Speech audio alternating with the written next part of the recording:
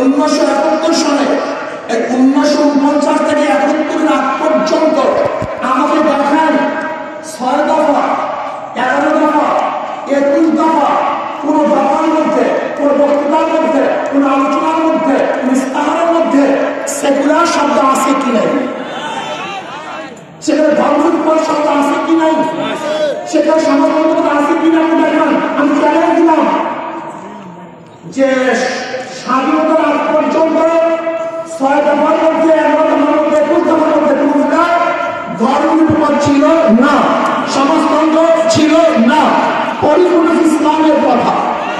আজকে যারা ভাবতেছেন যে স্বাধীনতা স্তম্ভ, সমাজতন্ত্রবাদ, গণতন্ত্রবাদ, জাতীয়তাবাদ, ধর্মনিরপেক্ষবাদ, আমি বলবো এটা 72 সংবিধানে স্থাপন করা হয়েছে, কিন্তু স্বাধীনতার সংগ্রামে এই কথা বলা হয় নাই। স্বাধীনতা সংগ্রাম হচ্ছে 4টি ভিত্তিতে সাম্য, মানুষ মর্যাদা, ন্যায় বিচার। ন্যায় বিচার এইটাই ছিল স্বাধীনতার মূল ভিত্তি স্থাপন না।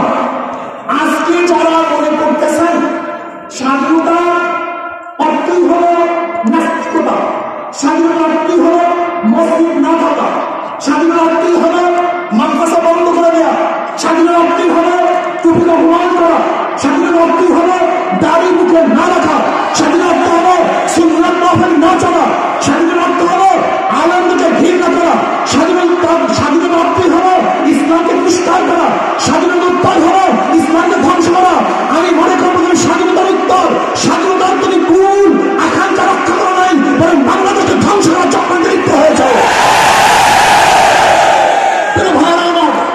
আমি বলতে চাই আজকে যারা স্বাধীনতা স্বাধীনতা বলতেছেন, আপনি স্বাধীনতার অবস্থা জানেন? স্বাধীনতা করেছেন? স্বাধীনতা অবস্থা সম্পর্কে জানা আছে? আপনারা আদৌ জানা নেই, আদৌ জানা নাই। বরং স্বাধীনতা করা হয়েছিল এদেশের মানুষকে ন্যায় বিচার, ইনসাফ এবং মানবিক মর্যাদা রক্ষা করার জন্য। আমরা এদেশ 3 বার স্বাধীন করেছি। প্রথম স্বাধীন করেছি ব্রিটিশ থেকে, দেশ স্বাধীন করেছিলাম। এরপর ভারত থেকে পাকিস্তান স্বাধীন করেছিলাম। এরপর পাকিস্তান থেকে আমরা বাংলাদেশ স্বাধীন করেছি। ঠিক না? আজকে নাস্তিকের গোষ্ঠী ইসলামকে বিচলিত করার চক্রান্ত করতেছে, ইসলামকে ধ্বংস করার চক্রান্ত করতেছে, ইসলামকে ধূলিসাৎ করার চক্রান্ত করতেছে। আমি মনে করি বর্তমানে যে আন্দোলন চলতেছে, এই আন্দোলন থেকে স্পষ্টভাবে বলতে চাই, যেরকম পর্দা ব্রিজ করার সময় আমরা শুনেছি পর্দার নিচে আর পর্দা পাওয়া গেছে, খুঁটি পাওয়া যাচ্ছে না, কলা পাওয়া যাচ্ছে না, পর্দার নিচে আর পর্দা। আর আমরাও মনে করতেছি আজকে সরকারের পিছনে আর এক সরকার আছে, সরকারের পিছনে কি, সরকারের নিচে আর এক সরকার আছে।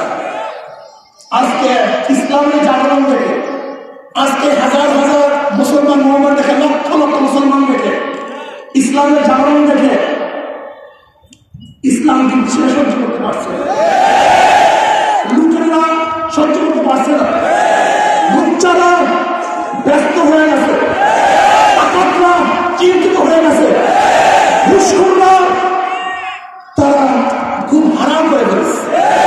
অবস্থা কি হয়? ইসলামী জাগরণ যেখানে শুরু হয়েছে, আমাদের লুচ্চারা কি অবস্থা হবে, আমাদের মদের কি অবস্থা হবে, আমাদের গুন্ডারির কি অবস্থা হবে? আমরা বলবো শেখ সাহেব তিনি আইন করে মদ বন্ধ করে দিয়েছিলেন, বিশ্বমানে তিনি বন্ধ করেছিলেন।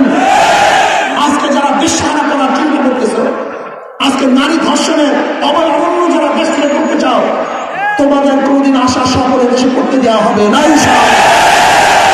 এটা করতে দেওয়া হবে না। আজকে বাংলাদেশের নাগরিক তারা কি দেখেছেন? তার সরকার আছে। আমিও মাননীয় প্রধানমন্ত্রীকে বলবো, আমি হুঁশিয়ার থাকুন।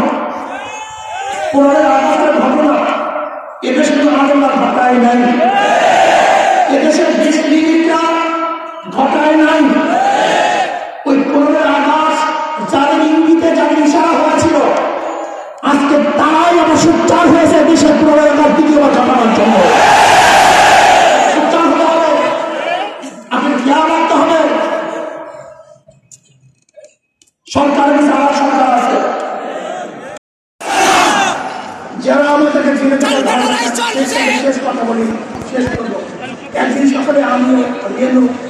চেয়ারে বসে গল্প করছিলাম।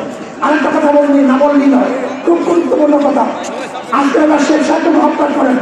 আমি তাদের প্রশ্ন করতে চাই, বলেন তো শেখ সাহেব বিবাহ করেছিলেন কত বছর বয়সে?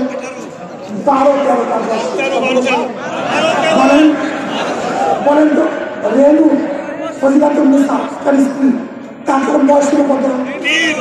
3 বছর। কত বছর? বলেন। তখন তার বয়স 3 বছর। তার বাবা মারা যায় 5 বছরে, তার মা মারা যায় 5 বছরে। 7 বছরে তার দাদা মারা যায়। 7 বছরে তিনি তার ঘরে চলে আসেন। আমি প্রশ্ন করতে চাই, যারা শেখ সাহেবকে মহব্বত করেন, আজকের যে সংসদে বিল উত্থাপন করেন, যেমন শেখ সাহেব বিবাহ করেছিল 12-13 বছর বয়সে, আমাদের আইন পাস করতে হবে 3 বছর বয়সে, আমাদের মেয়েদের 3 বছর বয়সে বিবাহ দিতে হবে। এই জন্য শেখ সাহেবের মহব্বত করে না। হাসি একটা মানুষে খেলছিল, হাসি মাঝে মাঝে খেলা ফেলে, আমার কাছে আসে, আব্বা আব্বা বলে ডাকে, কামাল চেয়ে থাকে, হাসি আব্বা তোমার আব্বা থেকে আমি একটু আব্বা বলি। আমি আর রেনু দুজনেই শুনলাম। আস্তে আস্তে বিছানা থেকে উঠে যে ওকে কোলে নিয়ে বললাম, আমিও তোমার আব্বা। কামাল আমার কাছে আসতে চাইতো না, আজ কলা ধরে পরেই রইল। বুঝতে পারলাম এখন আরো সহ্য করতে পারছে না। নিজের ছেলে অনেকদিন না দেখলে ভুলে যাক।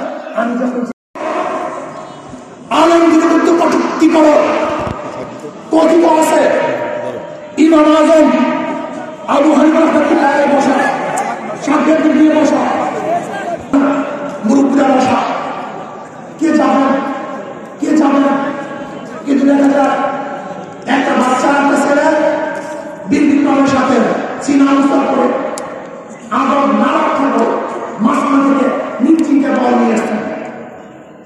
কথিত আছে ইমাম আজম আবু হানিফা বলেছিলেন, নিশ্চয় সন্তানটা সুসন্তান নয়, রেজালের সন্তান, সুসন্তান নয়। বললেন তো অবৈধ সন্তান ছাড়া আলেমকে বিচ্ছিন্ন করতে পারে। পরবর্তী দেখা যায় আসলে সেই সন্তানটা সুসন্তান ছিল, কুসন্তান ছিল। আমি চ্যালেঞ্জ দিয়ে বলতে পারি, চ্যালেঞ্জ দিয়ে আজকেও আলেমকে যারা কটূক্তি করে, ঘৃণা করে, গান্ডার, ওরা সুসন্তান না,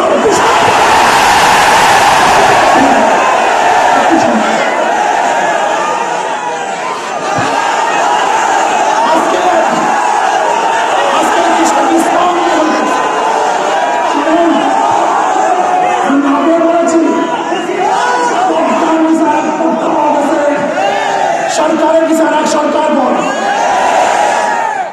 আপনি জানেন এদের চাকরি, আপনি জানেন চাকরি কে যায়, কাদিম সারা চাকরি হয়, আপনি জানেন উপর থেকে বলা হয় অমুক জায়গায় বসাও, সেখানে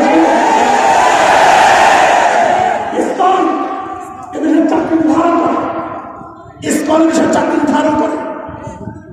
আপনি জানেন দেশের অবস্থা কি? যে দেশের এভিডেন্স বিদেশি কর্মচারী আমাদের